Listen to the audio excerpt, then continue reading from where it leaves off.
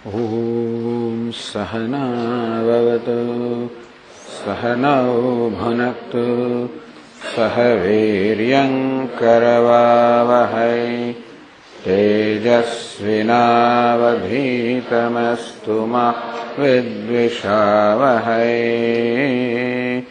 ॐ शान्ति शान्ति शान्तिः।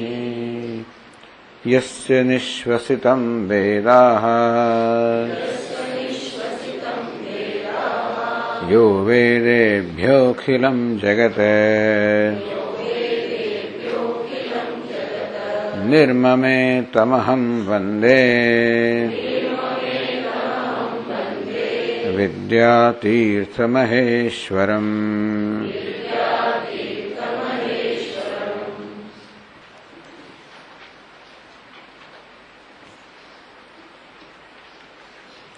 पुनरावृत्ति सहितः लोको मे मास्तु कश्चन इति तीव्रतरत्वं स्यात् मन्दे न्यासो न कोऽपि। यात्राद्यशक्तिशक्तिभ्याम् तीव्रे न्यासद्वयं भवेत्। कूटीचको बहुदश्चेति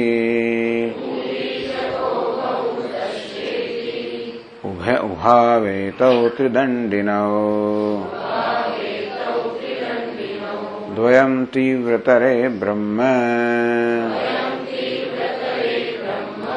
लोकमोक्ष विभेदतः। तल्लोके तत्त्वविद्हंसः लोकेऽस्मिन् परहंसकः।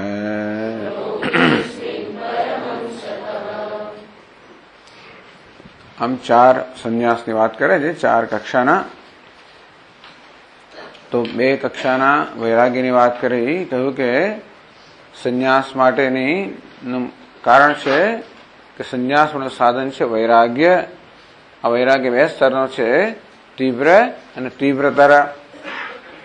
જે માત્ર તાત્કાલિક બુદ્ધિ છે કે સ્ત્રી પુત્ર વગેરે મને ના હો, એટલે કે આ બધામાં એ બધામાંથી રસ તાત્કાલિક ઉડી ગયો હોય એવો જે સ્મશાન વૈરાગ્ય છે એને મંદ વૈરાગ્ય કહેવામાં આવ્યો. આ લોકના સર્વ સુખમાંથી વૈરાગ્ય હોય એને તીવ્ર વૈરાગ્ય કહેવામાં આવ્યો. આ લોક અને પરલોકના બધા સુખમાંથી વૈરાગ્યને તીવ્રતર વૈરાગ્ય કહેવામાં આવ્યો. તીવ્ર વૈરાગ્યમાં 2 પ્રકારના સંન્યાસ શક્ય છે, કુટીચક અને બહુદક. તો યાત્રામાં અશક્ત હોય કુટીચક, યાત્રામાં શક્તિ ધરાવતા હોય બહુદક. પછી દ્વયમ તીવ્રતરે, તીવ્રતર વૈરાગ્ય હોય તો પણ એમાં પણ 2 પ્રકારના સંન્યાસ શક્ય છે. બ્રહ્મલોક મોક્ષ વિભેદતઃ. તો એમાં સાધક બ્રહ્મલોકની ઈચ્છા ધરાવે છે કે મોક્ષની ઈચ્છા ધરાવે છે, એના પર આધારિત 2 પ્રકારના સંન્યાસ. જે બ્રહ્મલોકની ઈચ્છા ધરાવતો હોય, અર્થાત હજી વૈરાગ્યમાં જરાક કચાશ હોય તો હંસ નામનો સંન્યાસ, અને પૂર્ણ વૈરાગ્ય ધરાવતો હોય, મોક્ષ સિવાય અન્ય કાંઈ જ ન ઈચ્છતો હોય તો પરમહંસ સંન્યાસ. તલ્લોકે તત્વવિદ હંસ. હંસ કક્ષાનો જે સંન્યાસી છે અને બ્રહ્મલોકમાં તત્વજ્ઞાન થાય છે. જ્યારે પરમહંસ જે સંન્યાસી છે એને આ લોકમાં જ્ઞાન થાય, કારણ કે એને માત્ર મોક્ષની ઈચ્છા છે. આગળ 11મા શ્લોકમાં કહે છે, એતેષાં તુ સમાચારાઃ પ્રોક્તાઃ પારાશર સ્મૃતૌ વ્યાખ્યાનેસ્માભિરત્રાયम् પરહંસો વિવિચ્યતે.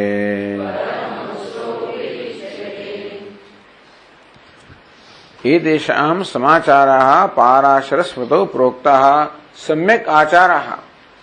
આ સર્વ સંન્યાસીઓના આચાર કેવા હોવા જોઈએ એ બધું પારાશર સ્મૃતિમાં સારી રીતે કહેવામાં આવ્યું છે.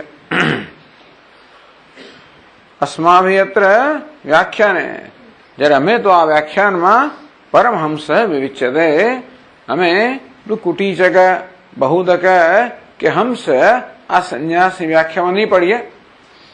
એ માહિતી જોઈતી હોય તો પારાશર સ્મૃતિ વગેરે ગ્રંથો જોઈ લેવા. આ ગ્રંથમાં અમે પરમહંસ સંન્યાસી છે એની વ્યાખ્યા કરશું. પરમહંસો અત્ર વ્યાખ્યાને अस्माभिः अयं परहंस विविच्यते. અહીં આ વ્યાખ્યાનમાં અમારા વડે પરમહંસ સંન્યાસી છે એનું વિવેચન કરવામાં આવે છે. તો પરમહંસ સંન્યાસીના પણ બે ભાગ કરે છે. એ કહે છે આગળ जिज्ञासुर्ज्ञानवांश्चेति परहंसो द्विधा मतः प्राहुर्ज्ञानाय जिज्ञासोः ज्ञासं वाजसनेयिनः.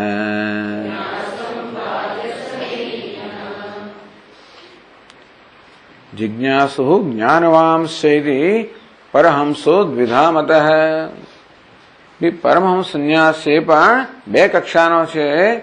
જિજ્ઞાસુ અર્થાત જે જ્ઞાનની ઈચ્છા ધરાવનારો છે એ પહેલી કક્ષાનો પરમહંસ સંન્યાસી છે, અને જ્ઞાનવાન જે જ્ઞાન ધરાવનાર છે એ બીજી કક્ષાનો પરમહંસ સંન્યાસી છે. હવે જ્ઞાની તો પરમહંસ સંન્યાસી હોય, પણ જિજ્ઞાસુ અર્થાત જ્ઞાનની ઈચ્છા ધરાવનાર જે સાધક છે એ પણ પરમહંસ સંન્યાસી હોય. એ પણ પરમહંસ સંન્યાસ ધારણ કરી શકે એવું આપ શા પરથી કહો છો? તો કે છે જિજ્ઞાસો જ્ઞાનાય સંન્યાસમ વાજસ્નેયિનઃ પ્રાહુઃ. વાજસ્નેયિનઃ તો વાજસ્નેયી શાખાનું અનુસરણ કરનારા. ટૂંકમાં બૃહદારણ્યક ઉપનિષદમાં કહેવામાં આવ્યું છે કે જિજ્ઞાસુ જે જિજ્ઞાસુ હોય, જ્ઞાતુમિચ્છુ જિજ્ઞાસુ તસ્ય, જે જ્ઞાનની ઈચ્છા ધરાવનાર છે એવા જિજ્ઞાસુ માટે પણ સંન્યાસમ પ્રાહુઃ. તો વાજસની શાખાના ઋષિઓ જ્ઞાનની ઈચ્છા ધરાવનાર માટે પણ સંન્યાસનું વિધાન કરે છે. આ બધી ચર્ચાના વિષય, વિવાદના વિષયો છે કે સંન્યાસ કોને માટે છે. જ્ઞાની માટે સંન્યાસ છે કે જ્ઞાનની ઈચ્છા ધરાવનાર માટે પણ સંન્યાસ છે? તો અહીંયા આગળ એવો નિર્ણય કરવામાં આવ્યો કે જ્ઞાનની ઈચ્છા ધરાવનાર છે એને માટે પણ સંન્યાસ છે.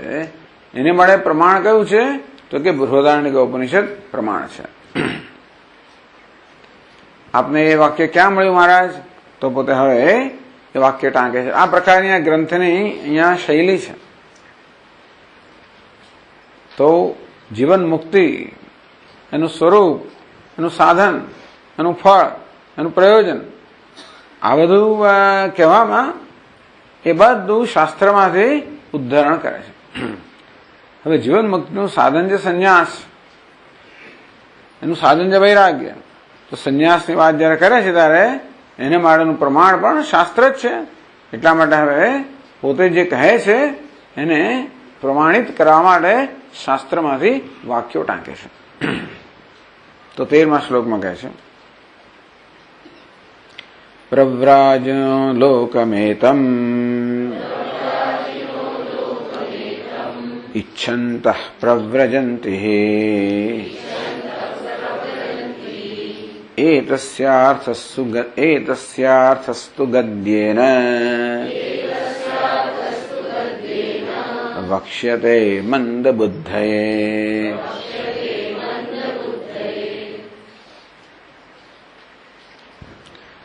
प्रव्राजनो लोकमिच्छन्तः प्रव्रजन्ति. आओ बृहदारण्यक उपनिषद में कहेवामां आव्युं एतमेव प्रव्राजनो लोकमिच्छन्तः प्रव्रजन्ति।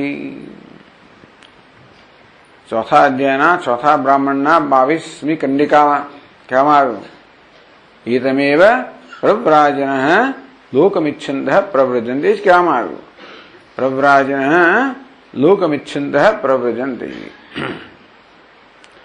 एतम लोकमिच्छन्तः प्रव्राजनः प्रव्रजन्ति. આ લોકની અર્થાત આત્મલોકની ઈચ્છા કરનારા, આત્મલોકની ઈચ્છા કરનારા હોય છે પ્રવ્રજંતિ, એ લોકો સંન્યાસ ગ્રહણ કરે છે. આ લોકની ઈચ્છા કરનારા, આત્મલોકની ઈચ્છા કરનારા. એટલે આ વાક્ય સમજવું પડે એવું છે ભાઈ. આ વાક્યનો અર્થ એમણે એવો કર્યો કે આત્મજ્ઞાનની ઈચ્છા કરનારા સંન્યાસ ધારણ કરે છે. આ વાક્યમાં સીધું તો કઈ કહેવામાં આવ્યું નથી લાગતું કે આત્મજ્ઞાનની ઈચ્છા કરનારા. એટલે આ વાક્ય કેવી રીતે આત્મજ્ઞાનની ઈચ્છા કરનારા સંન્યાસ લે છે એવું આ વાક્ય કેવી રીતે કહે છે એ તો બતાવું, સમજાવવું પડે ને. એટલે એ તસ્ય અર્થસ્તુ મંદ બુદ્ધે ગદ્યેન વક્ષ્યતે. એટલે કે મંદ બુદ્ધિ લોકોને આ વાક્ય કેવી રીતે જિજ્ઞાસુ માટે સંન્યાસનું વિધાન આ વાક્ય કરે છે એ મંદ બુદ્ધિ લોકો સમજી ન શકે માટે એમની સમજણ વાળામાં સમજાવ્યું કે કેવી રીતે આ વાક્ય જિજ્ઞાસુ માટે, જિજ્ઞાસ અર્થાત આત્માના જ્ઞાનની ઈચ્છા ધરાવનાર માટે સંન્યાસનું વિધાન કરે છે આ વાક્ય, એ કઈ રીતે એમ સમજાવશું. હવે એતમ લોકમિચ્છन्तઃ, એતમ લોકમિચ્છन्तઃ આ લોકની ઈચ્છા ધરાવનારા, પ્રવ્રાજનઃ પ્રવ્રજન્તિ આ લોકની ઈચ્છા ધરાવનારા, પ્રવ્રજન્તિ એ લોકો વિચરણ કરે છે અર્થાત સંન્યાસ ધારણ કરે છે. સંન્યાસ એને પરિવ્રાજક કહેવામાં આવે. એ ઘરની બહાર નીકળી જાય છે, ચાલી જાય છે, વિચરણ કરે છે, એટલે કે સંન્યાસ લે છે. આ લોકની ઈચ્છા કરનાર એ લોક શું વસ્તુ છે એટલે એ સમજાવવું પડે ને આપણને કે લોક એટલે શું અને આ લોક એટલે શું અને આ લોકની ઈચ્છા એટલે શું. એટલે ગ્રંથકાર સમજાવે છે. એટલે પેલું પદ્યનું હવા ગદ્યમાં આવ્યું એ એમણે પોતે કહ્યું છે, એની સમજ પોતે આપી રહ્યા છે.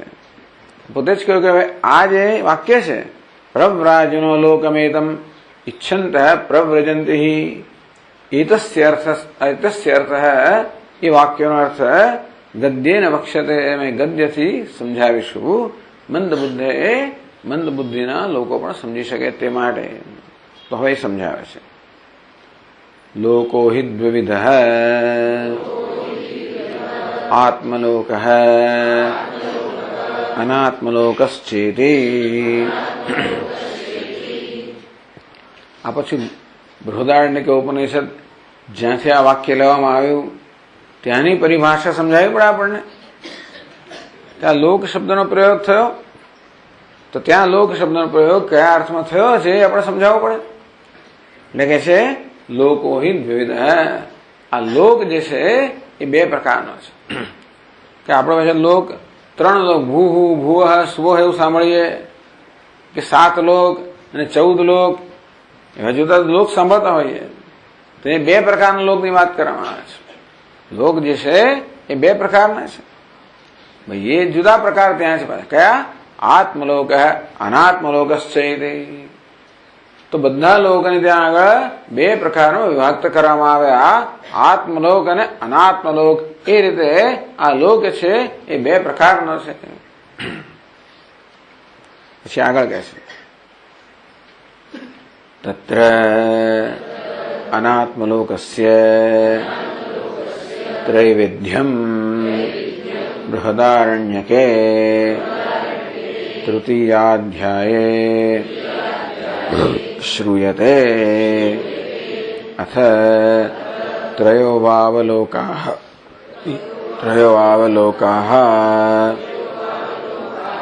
મનુષ્યલોકઃ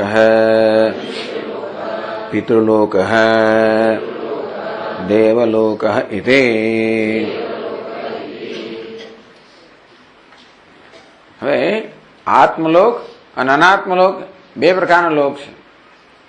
અનાત્મલોક છે એના ત્રણ વિભાગ કર્યા. તત્ર અનાત્મલોકસ્ય ત્રૈવિધ્યમ બૃહદારણ્યકે તૃતીય અધ્યાય શ્રૂયતે. કારણ કે આ ચોથા અધ્યાયનું પેલું વાક્ય છે, એમાં જે લોક શબ્દ વાપરવામાં આવ્યો એને પછી ત્રીજા અધ્યાયમાં જે લોકની વાત કરવામાં આવી એના સંદર્ભમાં કહેવામાં આવ્યું. એટલે કહ્યું કે આત્મલોક અનાત્મલોક. અનાત્મલોક છે એ ત્રણ છે જે વાત બૃહદારણ્યકના ત્રીજા અધ્યાયમાં કરવામાં આવી હતી. એ શું હતું? અથ ત્રયો વાવલોકા મનુષ્યલોક પિતૃલોક દેવલોક કે જો ત્રણ લોક છે, મનુષ્યલોક, આ બધા અનાત્મલોકની વાત થાય છે. એક આત્મલોક, એક લોક કયો છે? હું, એટલે કે આત્મા એક લોક છે. આ હું કે આત્મા સિવાયનો બાકી જે કઈ છે શું છે? અનાત્મલોક છે. એ અનાત્મલોકની કક્ષાઓ છે. અયમ લોક, આ લોક એટલે મનુષ્યલોક હૈ, પિતૃલોક હૈ, દેવલોક હૈ. આત્મા સિવાયનું જે જગત છે એના ત્રણ વિભાગ કરવામાં આવ્યા. મનુષ્યનું જગત, પિતૃઓનું જગત, દેવતાઓનું જગત. સૌથી ઉતરતું મનુષ્યનું જગત, જે માણસ ઈચ્છે, માણસ ઈચ્છા કરે છે એની, એમાં સૌથી ઉતરતું મનુષ્યનું જગત. એ ચડિયાતું પિતૃઓનું જગત, સૌથી ચડિયાતું મનુષ્યનું જગત. દેવલોક હતી. આ પ્રકારે અનાત્મલોકની વાત કરવામાં આવે. એના વિશે કહે છે સોયમ મનુષ્યલોક પુત્રેણૈવ જય્ય નાન્યેન કર્મણા પિતૃલોક વિદ્યયા દેવલોક ઇતિ. સ્વયં મનુષ્યલોક પુત્રેણ એવ જઈએ તો આપણી માત્ર માહિતી માટે છે, આપણા માટે બહુ મહત્વનું નથી. પણ જે હવે આપણી માહિતી માટે કે છે કે આ ત્રણ લોક છે, મનુષ્યલોક, પિતૃલોક અને દેવલોક, એમને કેમ પ્રાપ્ત કરવા? એ પ્રાપ્તિનું સાધન કયું? તો મનુષ્યલોકની પ્રાપ્તિનું સાધન છે પુત્ર. પિતૃલોકની પ્રાપ્તિનું સાધન છે વૈદિક કર્મ. અગ્નિહોત્રાદિ નિત્ય નૈમિતિક કર્મ વેદમાં જેનું આપણે વિધાન કરવામાં આવ્યું છે એ નિત્ય નૈમિતિક કર્મ એનું આચરણ કરવું, વ્યવસ્થિત આચરણ કરવું, એનાથી આપણને પિતૃલોક પ્રાપ્ત થાય. અને જો આપણે વેદમાં કહેલી ઉપાસનાઓ કરીએ, દેવતાઓની આરાધના કરીએ તો આપણને દેવલોક પ્રાપ્ત થાય. આ બધું અનાત્મલોકની કક્ષામાં છે.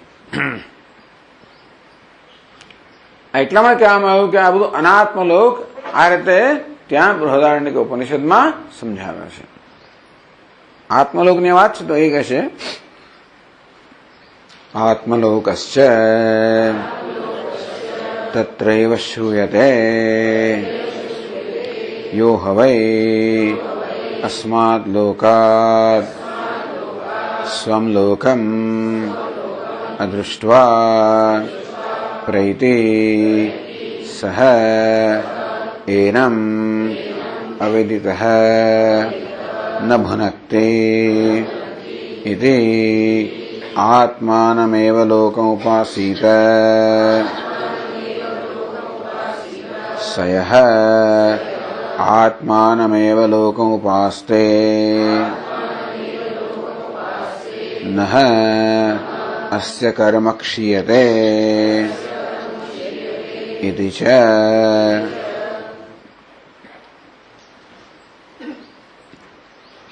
આત્મલોકસ્ય તત્રૈવ શ્રૂયતે. ત્યાં બૃહદારણ્યક ઉપનિષદમાં જ આત્મલોક વિશે પણ કહેવામાં આવ્યું છે. યો હવૈ અસ્માદ લોકાત સ્વમ લોકમ અદૃષ્ટ્વા પ્રૈતિ. એ સમજાવે છે પોતે જ, પણ ત્યાં કહેવામાં આવ્યું આત્મલોકની વાત કરવામાં આવી. અસ્માદ લોકાત સ્વમ લોકમ અદૃષ્ટ્વા પ્રૈતિ. જે માણસ આ દેહમાંથી વિદાય લઈ લે છે, આત્માને જાણ્યા વગર જ જે આ દેહમાંથી વિદાય લઈ લે છે, સહેરમ અવિદિત ન ભુનક્તિ. આત્મા એનું પાલન કરતો નથી. પરમાત્મા આપણો આત્મા હોવા છતાં પણ એ આપણે કામમાં આવતો નથી. પરમ બ્રહ્મ આપણો આત્મા છે, એ કામમાં નથી આવતો. અવિદિતે ન ભુનક્તિ, અજ્ઞાત જ્યાં સુધી પરમાત્મા આપણી નજીકમાં નજીક છે, આપણો સ્વયં આત્મા છે, છતાં પણ જેને જાણવામાં ન આવ્યો હોય તો અજ્ઞાત પરમાત્મા કોઈ આપણું રક્ષણ કરતો નથી, ઉપયોગી થતો નથી. ઘણે કરોડો રૂપિયાનો ખજાનો હોય, પાસે એના માલિક હોઈએ, પણ એ જો આપણે હાથ અને માલિક ના હોઈએ, આપણે જ્ઞાન ના હોય કે આપણે એના માલિક છે, તો એ આપણો ઉપયોગી થતો નથી. અંતે રીતે આત્મા, ભલે ને બ્રહ્મ આપણો આત્મા છે, આત્મા અનંત છે, પરંતુ એને ન જાણવામાં આવ્યો હોય તો એ કોઈ રીતે આપણને ઉપયોગી ન થાય, આપણું રક્ષણ ના કરે. આત્માને લોકો ઉપાસિત, ઉપનિષદ કહે છે કે તેથી આત્મલોકની ઉપાસના કરવી જોઈએ, આત્મલોકની આરાધના કરવી જોઈએ, અનાત્મલોકની નહીં. માણસે અનાત્મલોકની આરાધના ન કરવી જોઈએ. આપણે કશાકને કશાક લોકની આરાધના કરતા જ હોઈએ છીએ, આપણે આરાધના કરતા જ હોઈએ છીએ, કઈ ને કઈ ઈચ્છતા હોઈએ છીએ. જેને ઈચ્છતા હોય ને આરાધના કરતા હોઈએ. કશીક તો ઈચ્છા દરેક ક્ષણે ધરાવતા હોઈએ છીએ.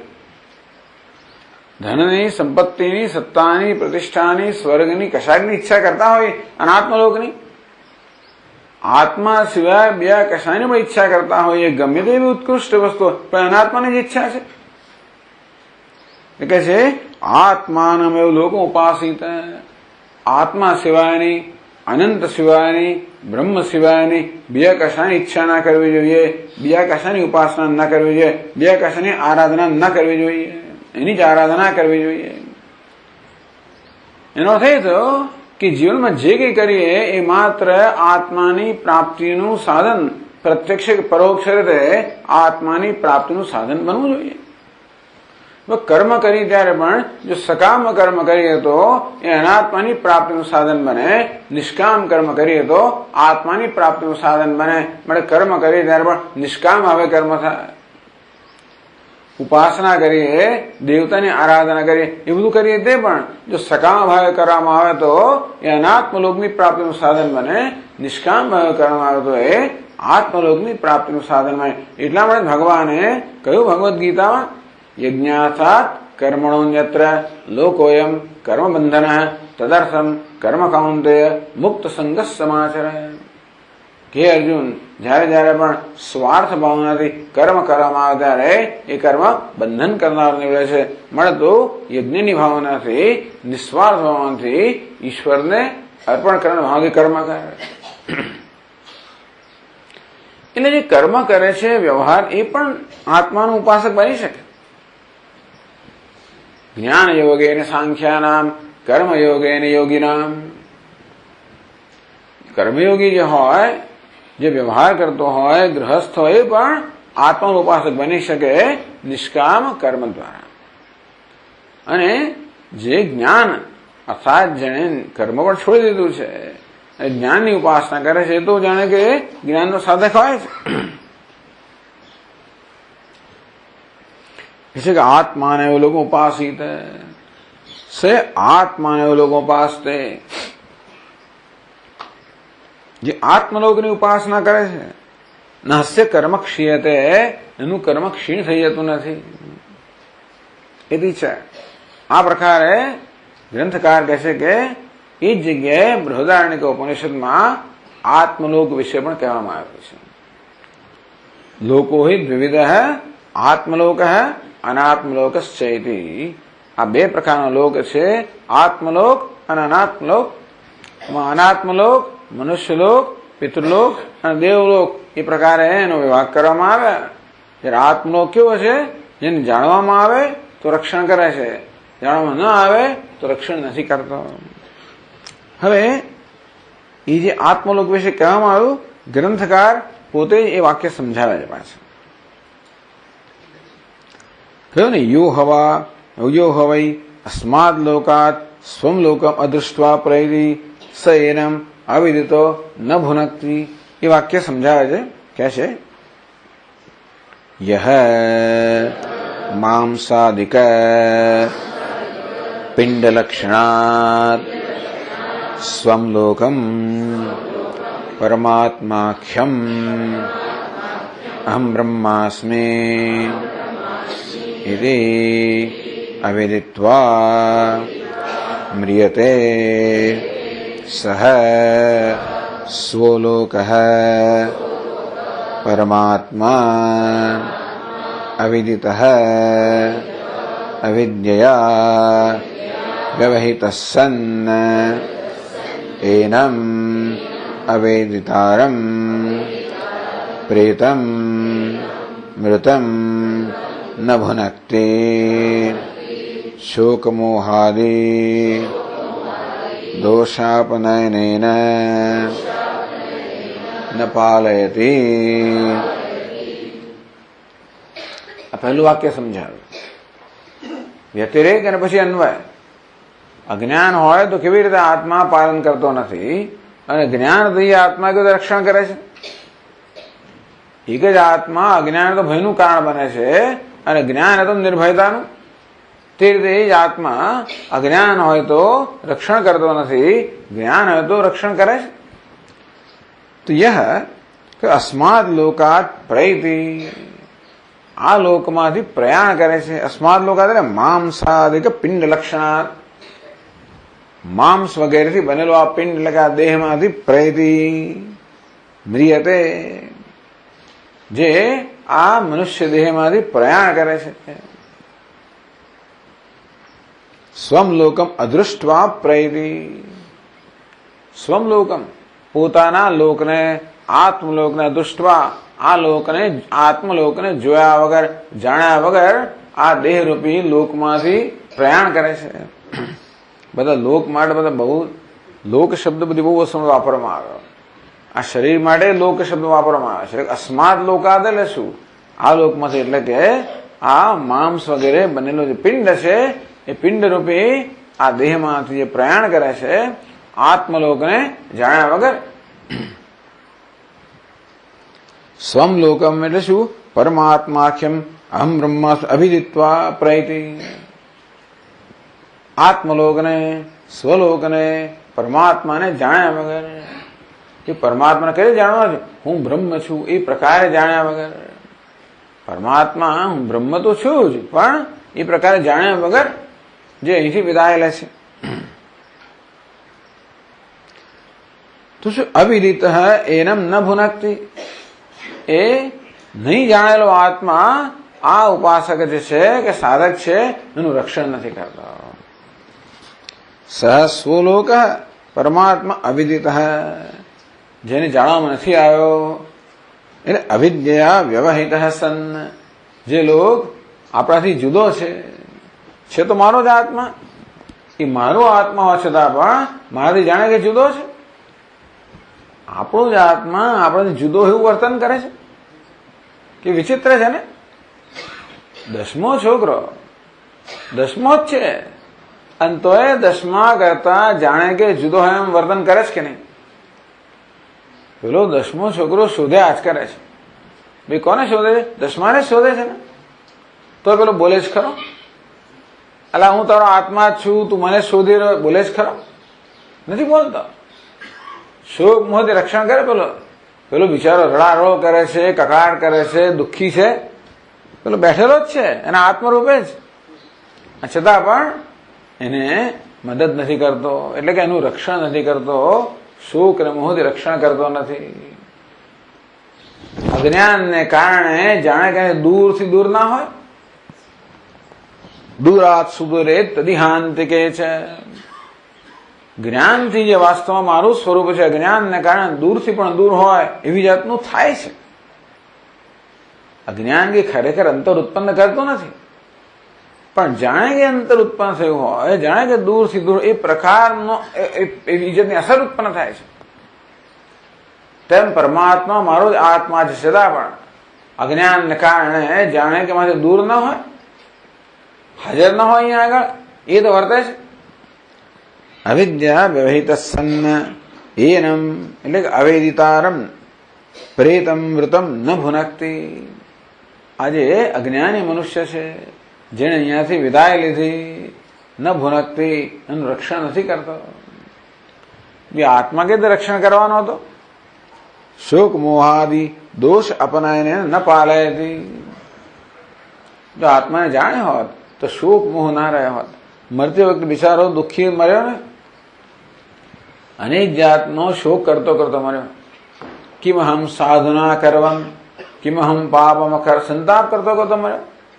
ક્યારે રે પેલું પુણ્ય કર્મ કેમ ના કર્યું, પેલું પાપ કર્મ કેમ કર્યું. જાત જાતની ઈચ્છાઓ લઈને મર્યો. મને પેલું ના અસંતોષ લઈને મર્યો. પોતાના વિશેનો અસંતોષ, કરે રે હું તો આવો નીકળ્યો, આવું કર્યું. અનેક ગ્રંથિઓ, સંતોષ, કામનાઓ આ બધું લઈને મર્યો. ટૂંકમાં અનેક પ્રકારના શોક મોહ વગેરે લઈને આ માણસ મૃત્યુ પામ્યો. અને જે ઈચ્છે છે તેનો આત્મા જ છે. એને જે નથી મળ્યું, જે ઈચ્છી રહ્યો છે, આ બધી ઈચ્છાઓની પાછળ તો આત્મા જ છે. અને છતાં પણ એ આત્મા જો ધાર્યું હોત તો કહ્યું હોત ને એને કે તારો આત્મા છું, તું મને જ ઈચ્છી રહ્યો છે, શું કામ ચિંતા કરે છે.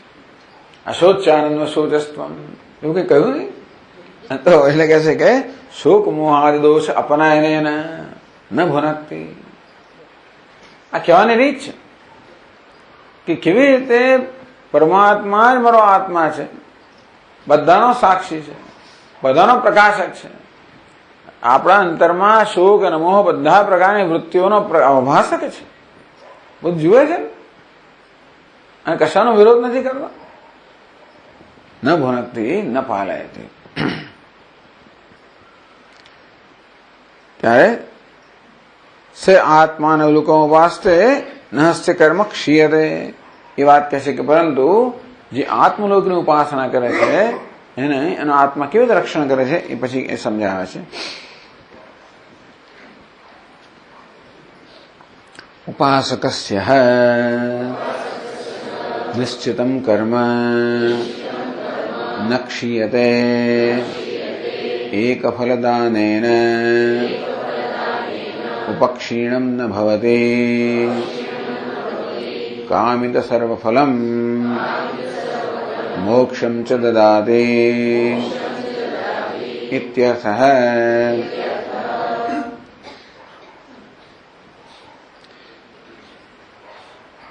ઉપાસકસ્ય પણ જે આત્માની ઉપાસના કરી છે, ટૂંકમાં જેણે આત્માની પ્રાપ્તિ માટે, આત્માના જ્ઞાન માટે પોતાનું જીવન સમર્પિત કર્યું છે, એ આત્મા એનું રક્ષણ કરે છે. યમય વૈશ વૃણુતે તેન લભ્ય તસ્યૈષ આત્મા વિવૃણુતે તનમ સ્વામ. ઉપનિષદ કહે છે કે જે આત્મદેવતાને પસંદ કરે છે એની સમક્ષ આત્મા પોતાનું સ્વરૂપ પ્રગટ કરે છે. ઉપાસના એટલે એનો અર્થ એવો જ થયો કે જે સતત એની આરાધના કરે છે, સતત અનુસંધાન કરે છે, એને જ ઈચ્છે છે.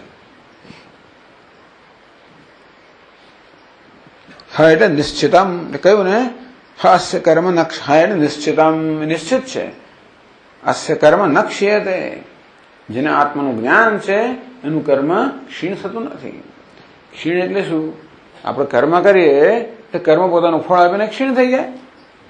કર્મ તો ધર્મ જ છે ને કે પોતાનું ફળ આપીને ક્ષીણ થઈ જાય. તો કે નહીં, આજે જ્ઞાની પુરુષ છે એનું કર્મ એનું ફળ આપીને ક્ષીણ થઈ જતું નથી. એક ફલદાનેન ઉપક્ષીણમ ન ભવતી. આમ તો કર્મ પોતાને અનુરૂપ ફળ આપીને ક્ષીણ થઈ જાય. તો કે નહીં, એક ફળ આપીને ઉપક્ષીણ નથી થતું. કામિત સર્વફલમ એની ઈચ્છિત બધું જ ફળ આપે છે. સોષ્ણુતે સર્વાન કામાંસ બ્રહ્મણા વિપશ્ચિતા. ઉપનિષદ કહે છે કે બ્રહ્મવેદ બ્રહ્મૈવ ભવતી. બ્રહ્મનો જ્ઞાની બ્રહ્મ જ બની જાય છે અને બ્રહ્મરૂપે બધી જ કામનાઓને એક સાથે ભોગવે છે. મોક્ષમ ચ દદાતિ અને મોક્ષ પ્રદાન કરે છે. આ કહેવાની રીત છે. રીત એ છે કે જ્ઞાન એને એટલે આત્મદેવ એને બધું જ ફળ આપે છે.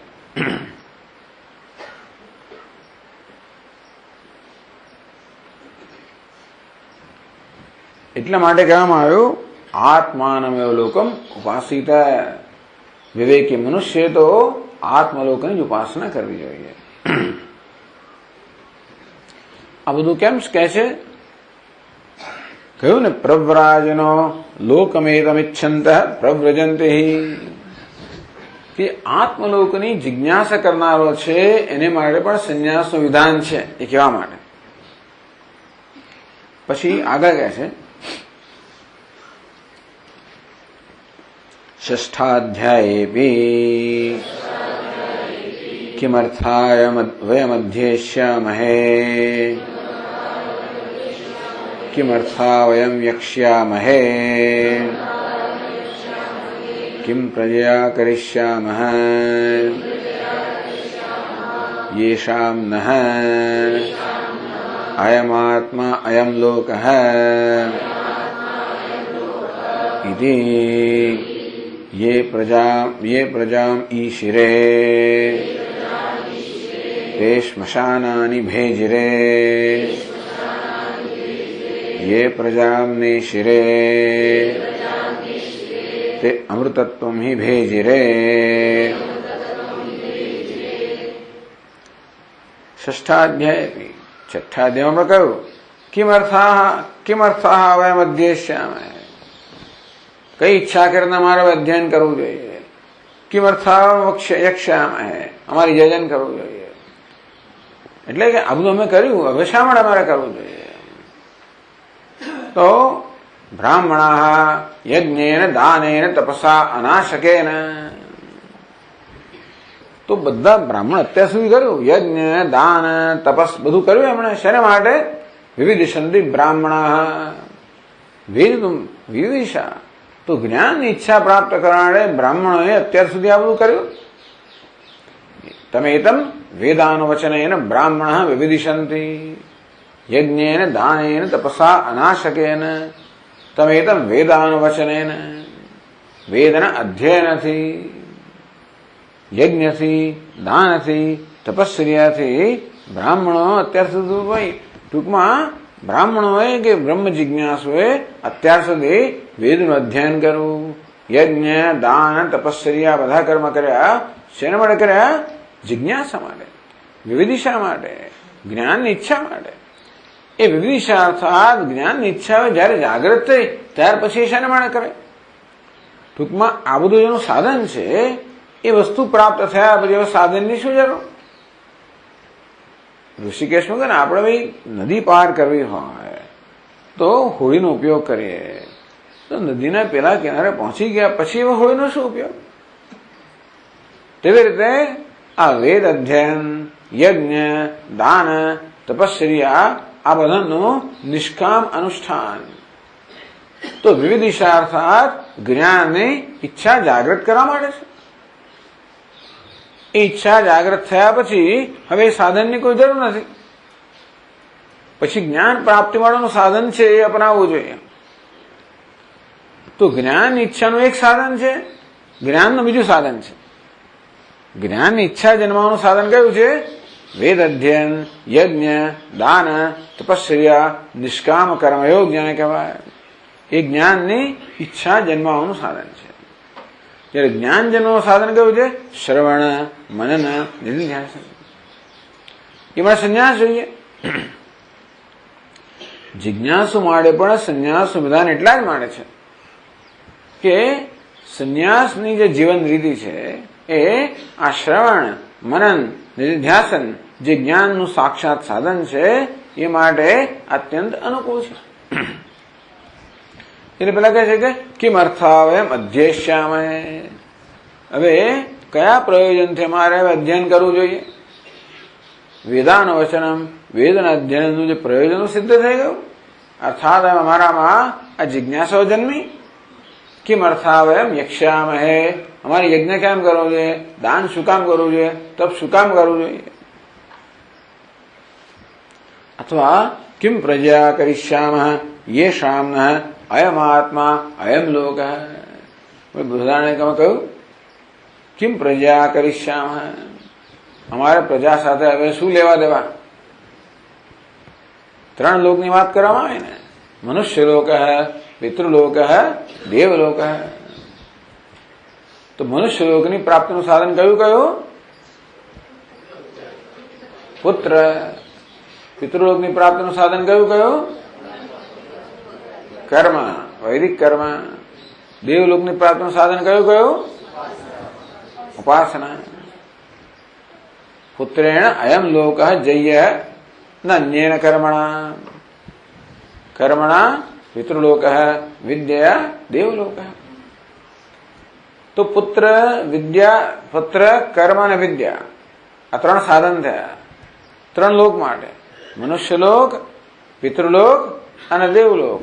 એ ત્રણ માટે ક્રમથી પુત્ર, કર્મ અને વિદ્યા ત્રણ સાધનો થયા ને. એ ત્રણ અનાત્મલોક છે. અનાત્મલોકની ઈચ્છા જેને હોય એ ત્રણમાંથી એક સાધન અપનાવે. જે પ્રકારના લોકની ઈચ્છા હોય એની પ્રાપ્તિ માટેનું જે યોગ્ય સાધનો તે અપનાવે. પણ જેમને અનાત્મલોકની ઈચ્છા નથી, જેમને આત્મલોકની ઈચ્છા છે, એ લોકો ભાઈ એ સાધન શું કામ અપનાવે? જે આત્મલોકની ઈચ્છા હોય એને પુત્ર, કર્મ અને વિદ્યા શું કામ અપનાવવા જોઈએ? એટલે કે કિમ વયમ પ્રજયા કરિષ્યામ યેષામ અયમ આત્મા અયમ લોક. અમારે જેને આત્મલોક જોઈએ છે એમને એવા પ્રજા સાથે શું, અમારે પ્રજાને શું કરવાની? પ્રજા એટલે કે એ મનુષ્યલોકનું સાધન છે. ન કર્મણા ન પ્રજયા ધનેન, કે આજે આગળ આવશે. પ્રજા કિમ ન કર્મણા ન પ્રજયા ન ધનેન. પ્રજા છે મનુષ્યલોકનું સાધન છે, કર્મ છે પિતૃલોકનું. આ ધનમાં જે છે બે પ્રકારનું ધન છે, એક મનુષ્ય ધન અને બીજું દેવધન. દેવધન એટલે વિદ્યા કે ઉપાસના, જે દેવલોકનું સાધન છે. એટલે હવે અમારે એને શું કરવાનું? અત્યાર સુધી આ બધી વસ્તુ રાખતા હતા, કરતા હતા. કિમ પ્રજા કરિષ્યામ યેષામ અયમ આત્મા અયમ લોક. કિમ કર્મણા કરિષ્યામ કિમ વિદ્યા કરિષ્યામ, એવું સમજી લેવાનું. મારે પ્રજાને હવે સાથે શું સંબંધ, એનાથી શું કરવાનું? કર્મથી શું કરવાનું? વિદ્યાથી શું કરવાનું? જેમને આત્મલોક, અમારે જેમને આત્મલોક જોઈએ છે એમણે અનાત્મલોકની પ્રાપ્તિના સાધન જે પ્રજા છે, કર્મ છે, વિદ્યા છે, એની સાથે અમારે શું લેવા દેવા? એનો અર્થ શું તો કે આ છૂટી જાય. આ વૈરાગ્ય ત્યાગ કરવાનો છૂટી જાય. કેમ છૂટી જાય? આપણને હવે ઊંચી વસ્તુની ઈચ્છા જન્મે તો પછી ઉત્કૃષ્ટ વસ્તુની ઈચ્છા જન્મે તો નિકૃષ્ટ વસ્તુની પ્રાપ્તિનું સાધન છૂટી જાય ને. આત્મલોક તો ઉત્કૃષ્ટ વસ્તુ છે, એની પ્રાપ્તિની ઈચ્છા જન્મી એટલે અનાત્મલોકની પ્રાપ્તિના સાધન હતા એને માટેની જરૂરિયાત છૂટી ગઈ. વળી બીજું પણ કહ્યું કે જે લોકો એને વળગી રહ્યા એનું શું થયું? જે પ્રજાને વળગી રહ્યા એનું શું થયું? ये प्रजाम ईश्वरे ते स्मशानानि भेजरे. જે લોકોએ પ્રજાની ઈચ્છા કરી એ લોકો સ્મશાનને પ્રાપ્ત થયા. ये प्रजाम न ईश्वरे તે અમૃતત્વમે ભેજરે. જે લોકો પ્રજાની ઈચ્છા ન કરી એ લોકો મોક્ષને પ્રાપ્ત થયા. જો એક પાદ નોંધમાં આ શ્લોકો કહેવામાં આવ્યા આપસ્તંભ ધર્મસૂત્રમાંથી. અહીં બધા રેફરન્સ જાત જાતના લખ્યા છે, હું સુધારતો નથી. બાકી આ બધા તમે જોવા મળશો તો કશું બહુ ઘણું જળશે નહીં તમને. એટલે એમને સુધારતા જઈએ આપણે, એવું સુધારતા જવા જોઈએ એવું લાગે છે. નહીં તો બિચારા બધા બહુ ફાંફા મારશે. ચાલો પહેલી પાદનો જ જુઓ. અષ્ટાશીતિ સહસ્રાણી ये प्रजा मीशिरे ऋषय दक्षिणे नार्यमण पंथानम ते श्मशानानि भेजरे. अष्टाशीति सहस्राणि ऋषय, 80,000 ऋषियों ये प्रजा ईश्वरे, जिन्होंने प्रजा ने इच्छा करी, ते दक्षिणेन अर्यमण पंथानम, ये लोग दक्षिण मार्ग थी स्मशानानि भेजरे, स्मशान ने प्राप्त થયા. એ દક્ષિણ માર્ગથી એ લોકો ચંદ્રલોકને પ્રાપ્ત થયા અને વળી પાછા એ લોકો આ મનુષ્યલોકને પ્રાપ્ત થયા. તેનો અર્થ એ છે કે એ પુનરાવર્તનના માર્ગને પ્રાપ્ત થયા. અષ્ટાશીતિ સહસ્રાણી ये प्रजा नेशिरे ऋषय, 80,000 ઋષિઓ જેમણે પ્રજાની ઈચ્છા ના કરી. ઉત્તરેણ અરિયમણ પંથાને તો ઉત્તરાયણ માર્ગથી પસાર થયા. અમૃતત્વની ભેજરે, ઉત્તરાયણ માર્ગથી બ્રહ્મલોકને પ્રાપ્ત થયા. જ્યાંથી એમણે ફરી પાછા ના ફરવાનું હોય એમણે અમૃતત્વને પ્રાપ્ત કરેલું.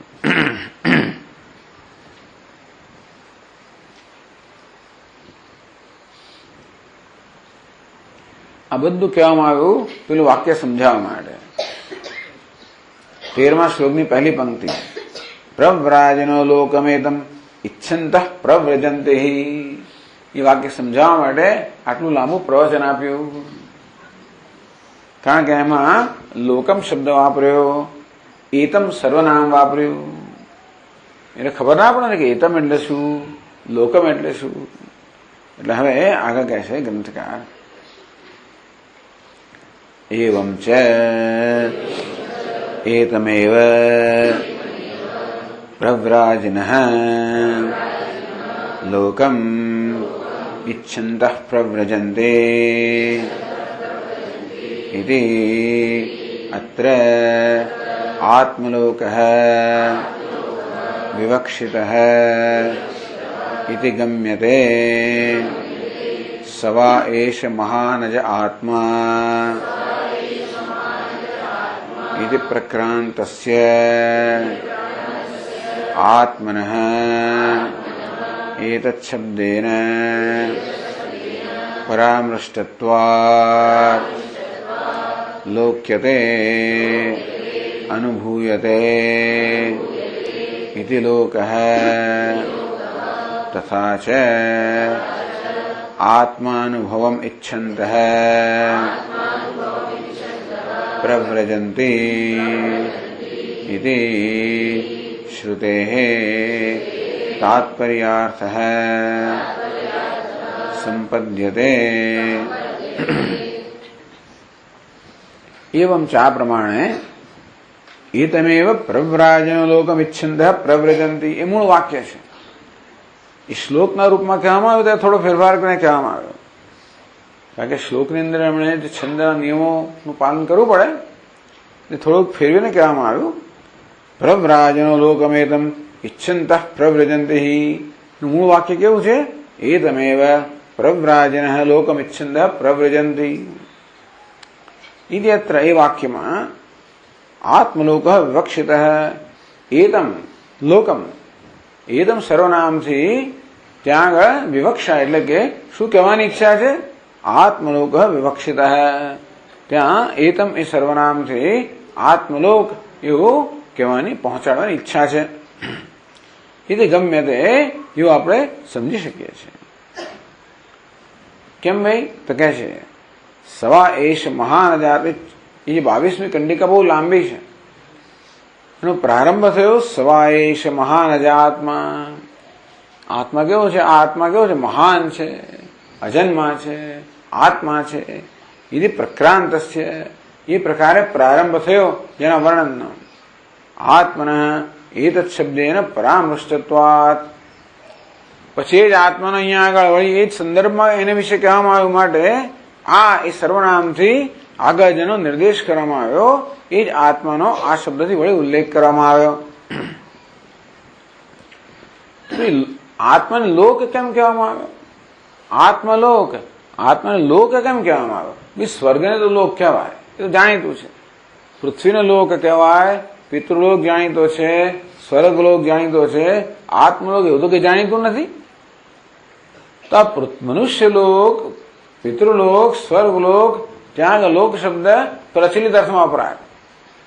આત્મલોકમાં લોક શબ્દ છે એ પ્રચલિત અર્થમાં નહીં, રૂઢિ અર્થમાં નહીં, પરંતુ યૌગિક અર્થમાં વપરાય. એટલે કે લોક્યતે અનુભૂયતે ઇતિ લોકઃ, ત્યાં લોક્યતે ઇતિ લોકઃ, લોક્યતે દૃશ્યતે અનુભૂયતે, જે દેખાય છે, જેનું જ્ઞાન થાય છે, જેનો અનુભવ થાય છે એનું નામ લોક. તો એના વ્યુત્પત્તિ દ્વારા આ લોક અર્થાત જે અનુભવનો વિષય બને છે, જે જ્ઞાનનો વિષય બને છે એને લોક કહી શકાય. તો આત્માને એ અર્થમાં લોક કહેવામાં આવ્યો. લોક એટલે સામાન્ય રીતે ક્ષેત્ર. જે મનુષ્ય લોક એ મનુષ્યના અનુભવનો ક્ષેત્ર.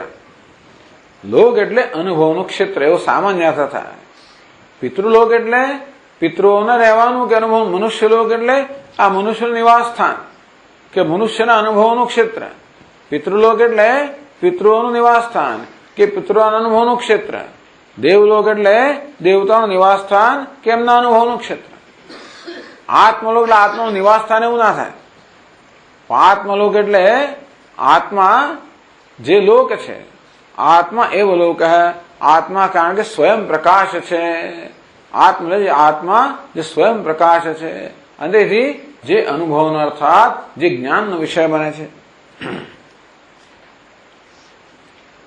તેથી આત્માનમેવ લોકમ ઈચ્છંત, આત્મલોકની ઈચ્છા ધરાવનાર એટલે કે આત્માને જોવાની ઈચ્છા ધરાવનાર, આત્માને જાણવાની ઈચ્છા ધરાવનાર, આત્માને અનુભવવાની ઈચ્છા ધરાવનાર પ્રવ્રજંતી એ લોકો સંન્યાસ લે છે.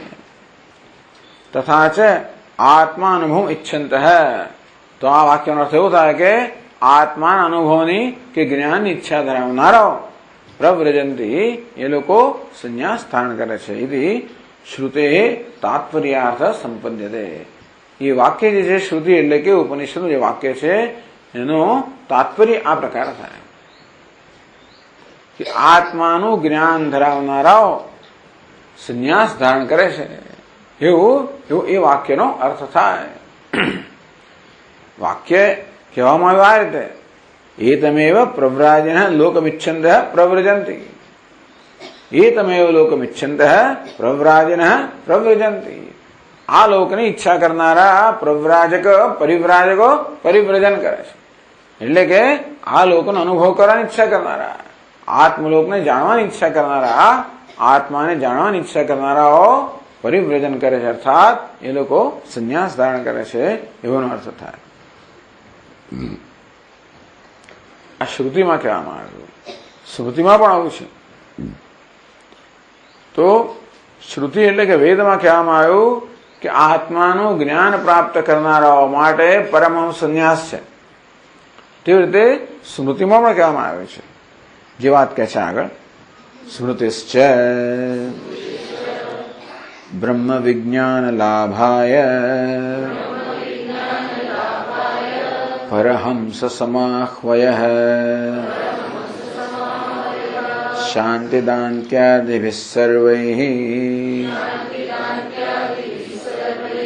સાધનૈઃ સહિતો ભવેत् ઇતિ. આ નારદ પરિવ્રાજક ઉપનિષદ 6:26 એવું છે. બ્રહ્મ વિજ્ઞાન લાભાય. તો શ્રુતિમાં કહ્યું છે કે ભાઈ બ્રહ્મ વિજ્ઞાનના લાભાય, તો બ્રહ્મ જ્ઞાનની ના લાભની ઈચ્છા ધરાવનારા, બ્રહ્મ જ્ઞાનની ઈચ્છા ધરાવનારા પરમહંસ સમાહ્વય, પરમહંસ જેને જે નામથી જે ઓળખાય છે એવા પરમહંસ હોય છે. તો આ પરમહંસ જે હોય છે એ પરમહંસ એ પ્રકારનું પદવી ધારણ કરે છે બ્રહ્મ વિદ્યાની ઈચ્છા કરનારાઓ. 210 પાના પર છે આપણા પુસ્તકમાં.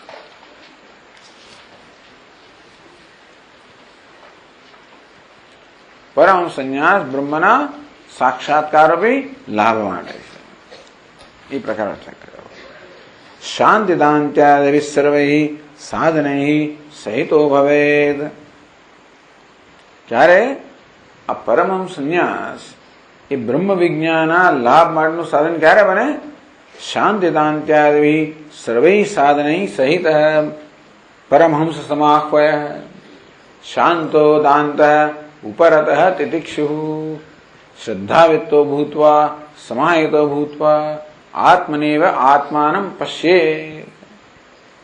શમ દમ ઉપરમ તિતિક્ષા શ્રદ્ધા સમાધાનમ, આ પ્રકારે સમાધિ ષટ્ક સંપત્તિ સહિતનો જે પરમ સંન્યાસ છે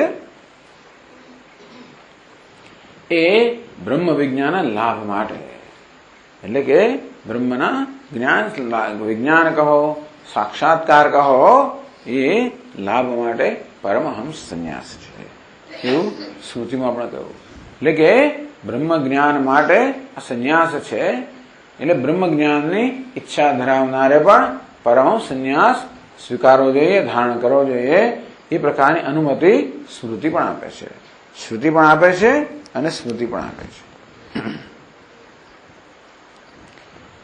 તો આપ એને વિવિધિશા સંન્યાસ એવું કેમ કહો છો? આ પરમ સંન્યાસને વિવિધિશા સંન્યાસ એવું કેમ કહો છો? તો એ સમજાવે છે. ઇહ જન્મની જન્માંતરે વા સમ્યક અનુષ્ઠિતૈઃ વેદાનુવચનાદિભિઃ ઉત્પન્નયા વિવિધિશયા સંપાદિતત્વાत् અયમ વિવિધિશા સંન્યાસઃ ઇતિ અભિધીયતે. તો આ સંન્યાસ પરમ સંન્યાસની પણ બે કક્ષાઓ થઈ, વિવિધિશા સંન્યાસ અને વિદ્વત સંન્યાસ. તો જ્ઞાન માટે જે પરમ સંન્યાસ સ્વીકારવામાં આવ્યો હોય વિધિપૂર્વક એને વિવિધિશા સંન્યાસ કહેવામાં આવ્યો, અને જ્ઞાન થયા પછી જે પરમ સંન્યાસ છે એને વિદ્વત સંન્યાસ કહેવામાં આવ્યો. તો એ જન્મની જન્માંતરેવા, આ જન્મમાં કે પૂર્વ જન્મમાં સમ્યક અનુષ્ઠિતૈઃ, સારી રીતે અનુષ્ઠાન કરવામાં આવ્યું છે એવા વેદાનુવચનાદિભિઃ. આગળ જે વાક્ય કહેવામાં આવ્યું, તમેતમ વેદાનુવચનેન બ્રાહ્મણાઃ વિવિધિષન્તિ યજ્ઞેન દાનેન તપસા અનાશકેન. એટલે એ વાક્ય એ લોકો વારંવાર ફરીને ફરી એનું ઉદ્ધરણ કરતા હોય છે. વેદાનુવચન, યજ્ઞ, દાન, તપસ વગેરે. એટલે વેદાનુવચન આદિભિઃ, આદિમાં આવ્યો યજ્ઞ, દાન, તપસ, એ બધાથી, એટલે કે નિત્ય નૈમિત્તિક કર્મથી. ઉત્પન્ન વિવિધિશયા, એટલે આ પ્રકારની વેદાંતનો સિદ્ધાંત છે કે શાસ્ત્રમાં જે કર્મનું વિધાન કરવામાં આવ્યું છે એ આપણે સિન્સિયરલી કરીએ, નિષ્ઠાથી કરીએ, શ્રદ્ધાથી કરીએ, પ્રામાણિકતાથી કરીએ તો અંતઃકરણ શુદ્ધિનું કામ સાધન બને. યોગિનઃ કર્મ કુર્વન્તિ સંગમ ત્યક્ત્વા આત્મશુદ્ધે, તો આત્મશુદ્ધિનું સાધન બને. એને કારણે વિવિધિશા અર્થાત જ્ઞાનની ઈચ્છા જન્મે. તો વિવિધિશયા સંપાદિતત્વાत्, એ વિવિધિશાને કારણે સંપાદિત થયો પરમ સંન્યાસ માટે એને વિવિધિશા સંન્યાસ. વિવિધિશયા સંપાદિત સંન્યાસ વિવિધિશા સંન્યાસ. વિવિધિશાને કારણે, વિવિધિશા એટલે વેદિતુમ ઈચ્છા, વિવિધિશા જાણવાની ઈચ્છા ને વિવિધિશા કહેવામાં આવી. એ વિવિધિશાથી સંપાદિત થયો હોવાને કારણે એને વિવિધિશા સંન્યાસ કહેવામાં આવે. એ અભિધીયતે, અને તેને વિવિધિશા સંન્યાસ એ પ્રકારે એવું એનું નામ છે.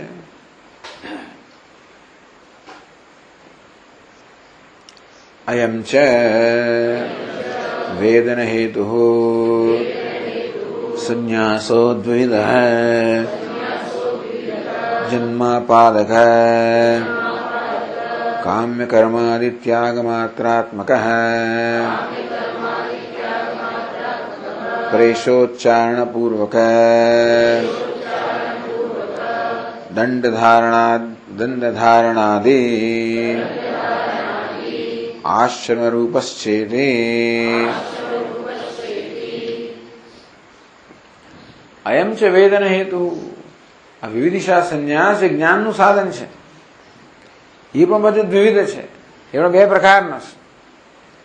જન્માપાદક કામ્ય કર્માદિ ત્યાગ માત્રાત્મક. કારણ કે અર્જુને પ્રશ્ન પૂછ્યો, મહારાજ સંન્યાસસ્ય મહાબાહો તત્વમિચ્છા વેદિતમ ત્યાગસ્ય ચ ઋષિકેશ પૃથક કેશ નિષૂદન. 18મા અધ્યાયના પ્રારંભમાં અર્જુને ભગવાનને પ્રશ્ન કહે, ભગવાન હું સંન્યાસનો ત્યાગનો તત્વ ભિન્ન ભિન્ન રીતે આપ એનું વિવેચન કરીને મને કહો. ત્યારે ભગવાને કહ્યું, કામ્યાનામ કર્મણામ ન્યાસમ સંન્યાસમ કવયો વિદુઃ સર્વ કર્મ ત્યાગમ પ્રાહુસ્ત્યાગમ વિચક્ષણાઃ. કામ્યાનામ કર્મણામ ન્યાસમ, તો કામ્ય કર્મનો ત્યાગ કરવો એને કેટલાક વિદ્વાનો સંન્યાસ કહે છે.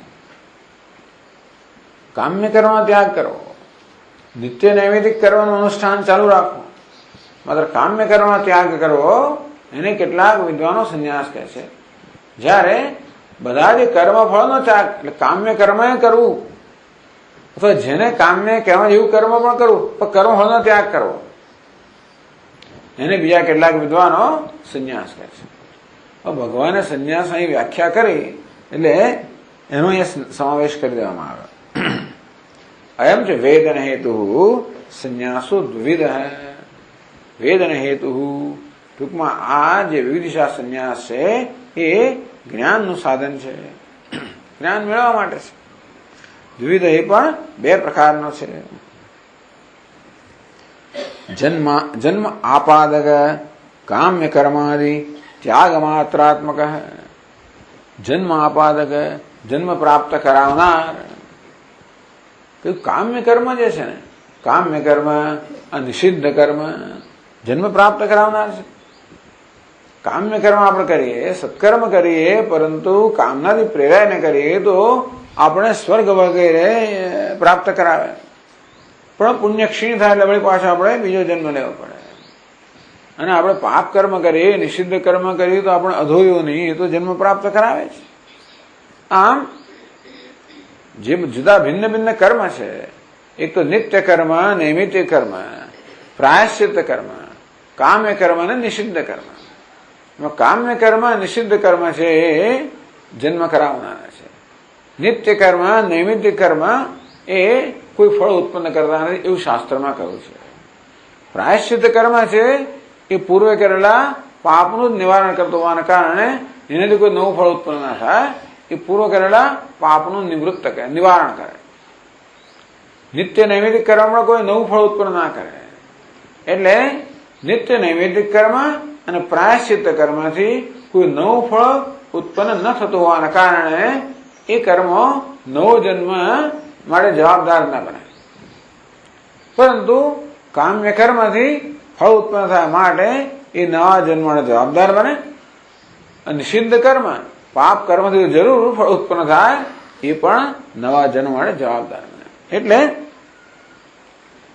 આ કામ્ય કર્મ અને નિષિદ્ધ કર્મ છે એનો ત્યાગ કરવો એ પણ એક સંન્યાસ છે. કામ્યાનામ કર્મણામ ન્યાસમ સંન્યાસમ કવયો વિદુઃ. કામ્ય કર્મ છોડી દો, ટૂંકમાં વ્યક્તિગત ઈચ્છાઓ સંતોષવા માટે, અહંકારને સંતોષવા માટે, કે પછી આપણે ઇન્દ્રિય લાલસાઓને સંતોષવા માટે જે કઈ કર્મ થતા હોય એ બધા કર્મ છોડી દેવા, એ પણ મોટો ત્યાગ છે. એને ભગવાન સંન્યાસ કહ્યો. તો જન્મ આપાદક, જન્મ પ્રાપ્ત કરાવનારા કામ્ય કર્માદિ, કામ્ય કર્મ વગેરેનો ત્યાગ માત્રાત્મક, બસ એનો ત્યાગ કરવો. એનો અર્થ એવો થયો કે એને સંન્યાસ સ્વરૂપથી લીધો નથી. એ પ્રકારનો ત્યાગ માત્ર કરવો એક પ્રકારનો વિવિધિશા સંન્યાસ છે. પ્રેષોચ્ચારણ પૂર્વક દંડ ધારણાદિ આશ્રમ રૂપસ છે. જ્યારે વિધિપૂર્વક સંન્યાસ લેવો, દંડ ધારણ કરવો, સંન્યાસ માટે મંત્રનું ઉચ્ચારણ કરવું પડે, જેને પરેશ મંત્ર કહેવામાં આવે છે, એ ઉચ્ચારણ પૂર્વક વિધિપૂર્વક સંન્યાસ લેવો, દંડ ધારણ કરવો, એને સંન્યાસ આશ્રમ, બ્રહ્મચર્ય, ગૃહસ્થ, વાનપ્રસ્થ, સંન્યાસ. જે સંસ્કાર છે જે વિધિપૂર્વક લેવામાં આવે છે એ વિવિધિશા સંન્યાસનો બીજો પ્રકાર છે. એનું બહુ મહત્વ છે. બધું પ્રવેશ મંત્ર એટલે બધો ત્યાગ કરવો. અભયમ સર્વભૂતેભ્યો દત્વા સંન્યસ્યમાચરેત. બધા જ પ્રાણીઓ નિર્ભયતા પ્રદાન કરવી. ભૂર્મયા ત્યક્ત, ઘોરમયા ત્યક્ત, સ્વરમયા ત્યક્ત. ભૂલોકનો મેં ત્યાગ કર્યો છે, સુવરલોકનો ત્યાગ કર્યો છે, ઘોર લોકનો ત્યાગ કર્યો, બધા લોકનો ત્યાગ કર્યો છે. ટૂંકમાં આ કોઈ લોક મને ના જોઈએ. આ લોકમાં એના કોઈ પ્રાણીઓ મારાથી બીવાની જરૂર નથી. હું કોઈનો પ્રતિસ્પર્ધી નથી. હું ક્યાંય હક હવે ધરાવતો નથી. આ જ મંત્ર સંન્યાસનો મુખ્ય મંત્ર છે. અને તો એ પ્રકારના મંત્ર ઉચ્ચારણ પૂર્વક બધું છોડી દીધું, દંડ ધારણ કર્યો. એ દંડ શું બતાવે છે? વ્રત બતાવે છે. દંડ જે છે એ વ્રત બતાવે છે કે શું પોતે નિયમ લેશે, નિયમ બતાવે છે. એ નિયમનું પાલન એ દંડ બતાવે છે. તો સંન્યાસ નામનો આશ્રમના કારણે એને પણ જે નીતિ નિયમોનું પાલન કરવાનું, એ દંડ ધારણ કરવો, એ નીતિ નિયમનું પાલન કરવાનું પોતાનું વ્રત બતાવે છે. તો જે એવો જે મંત્ર ઉચ્ચારણ કરવું એનું મહત્વ ક્યાંક કહેવામાં આવ્યું છે. તો એ પછીના શ્લોકમાં કહે છે, પુંજન્મ લભતે માતા પત્ની ચ પ્રૈષમાત્રતઃ બ્રહ્મનિષ્ઠ સુશીલશ્ચ જ્ઞાની ચૈતત્પ્રભાવતઃ.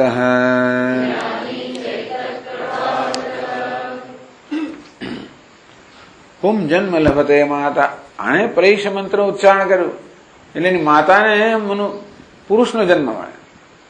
પુરુષ જન્મ મળે તો જ બધા અધિકારી બને. એની માતાને પત્નીને પ્રૈષ માત્રતઃ, એને પ્રૈષ મંત્ર ઉચ્ચારણ કર્યું માટે એની માતાને જો પરણ્યો હોય તો પત્નીને બધાને પુરુષનો જન્મ પ્રાપ્ત થાય. એ લોકો પણ આવી રીતે આમાંથી છૂટે એટલે એમની પણ ઉન્નતિ થાય. બ્રહ્મનિષ્ઠ સુશીલસ છે, એ સ્વયં સુશીલ બને, બ્રહ્મનિષ્ઠ બને. જ્ઞાની છે, એના પ્રભાવથી એ પણ સુશીલ, જ્ઞાની, બ્રહ્મનિષ્ઠ બને. એવું આ પ્રૈષ મંત્રના ઉચ્ચારણનો પ્રભાવ છે એવું કહેવામાં આવ્યું છે. તો એ પ્રકારે વિધિપૂર્વક લીધેલો છે એ વિવિધિશા સંન્યાસ છે. પણ કદાચ વિધિપૂર્વક ન પણ લીધો હોય તો પણ કામ્ય કર્મનો ત્યાગ કર્યો હોય એને પણ વિવિધિશા સંન્યાસ કહેવામાં આવે છે. ઓમ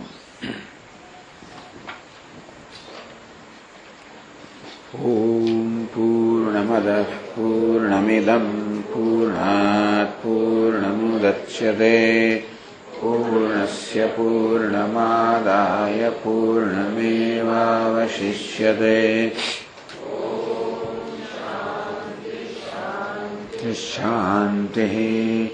શંકરં શંકરાચાર્યં કેશવં બાદરાયણં સૂત્રભાષ્યકૃતૌ વંદે ભગવन्तौ પુનઃ પુનઃ. ઈશ્વરો ગુરુરાત્મેતિ મૂર્તિભેદવિભાગિને વ્યોમવદ્વ્યાપ્તદેહાય દક્ષિણામૂર્તયે નમઃ. ઓમ શાંતિ શાંતિ શાંતિ. હરિ ઓમ. શ્રી ગુરુભ્યો નમઃ. હરિ ઓમ.